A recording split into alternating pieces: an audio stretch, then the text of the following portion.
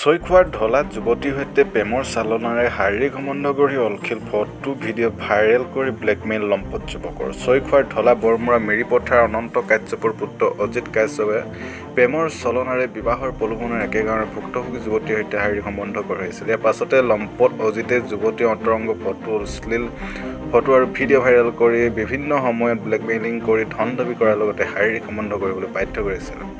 এই ঘটনা সন্দৰ্ভত শদিয়া আৰক্ষী জিলা প্ৰশাসনৰ অধীনৰ ঢলা থানাই অজিত কাশ্যপসহ আদিবাসী ছাত্ৰ সন্থাৰ দুগৰাকী নেতাকৰ্মীক আটক কৰিছে। ইতিমধ্যে শদিয়া আৰক্ষী জিলা প্ৰশাসনৰ অধীনৰ ঢলা থানাই ৩ কালপ্ৰিটক গ্ৰেপ্তাৰ কৰি জেল হাজতলৈ প্ৰেৰণ কৰিছে।